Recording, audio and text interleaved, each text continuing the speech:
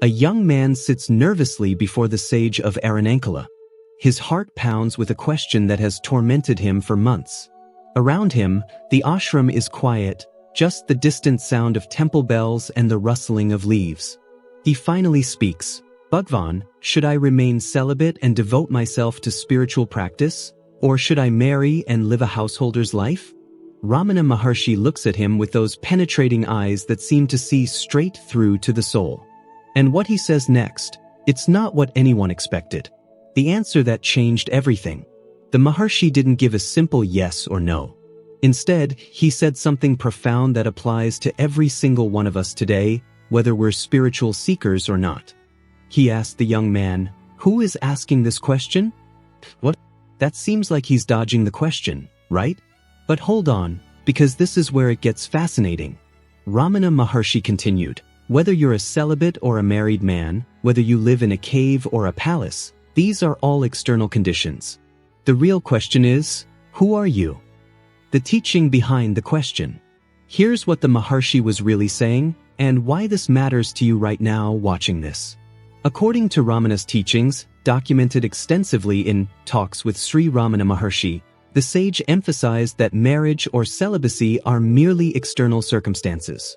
They don't determine your spiritual progress. What matters is self-inquiry, the investigation into your true nature. He told many devotees over the years, the self is always realized. You need not seek to realize it. All that you need to do is to cease regarding the unreal as real. The real life impact. Now here's where this gets really interesting and deeply practical. Maharshi himself never married. He left home at 16 and never looked back. But did he tell everyone to do the same? Absolutely not. In fact, many of his closest devotees were married householders. Major Chadwick, an Englishman who lived at the ashram, documented conversations where Ramana specifically said that marriage and family life are not obstacles to self-realization. One devotee, a married man feeling guilty about his worldly responsibilities, once asked if he should abandon his family. Ramana's response was direct. Where would you go? The mind goes with you wherever you run. The three principles Ramana actually taught. Let me break down what Ramana Maharshi actually advised people struggling with this decision. First, your external circumstances don't create your inner peace or disturb it. A married person with self-awareness is closer to truth than a celibate person lost in mental chatter. Second, whatever path you choose, practice self-inquiry. Ask yourself constantly, who am I? This works whether you're changing diapers or meditating in a monastery. Third, don't postpone your spiritual practice thinking you need perfect conditions. Ramana was clear, there is no tomorrow in spiritual life, only now. The story within the story.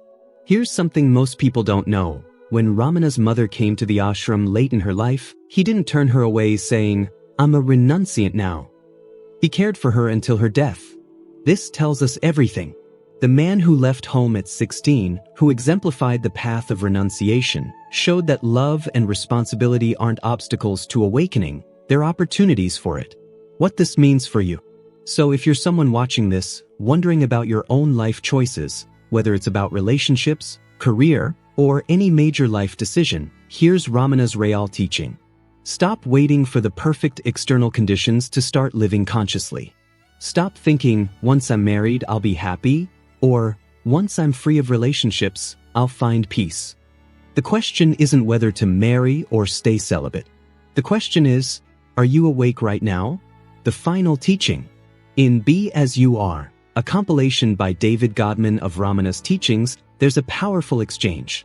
A devotee asks about the difficulty of combining spiritual practice with worldly duties. Ramana responds, why do you think you are a householder or a sannyasi? If you pursue the inquiry, all such thoughts will vanish. That's the mic drop moment, friends. He's saying, you've created this identity. I am someone who needs to choose between celibacy and marriage. But that entire framework is the problem. You're not that person. You're not any identity. You are the awareness in which all these identities appear. The beauty of Ramana Maharshi's teaching is that it doesn't fit into boxes. It doesn't give you a formula. It gives you freedom. The freedom to see through all your questions and discover who's really asking them. And that, my friends, is the answer that transcends all questions.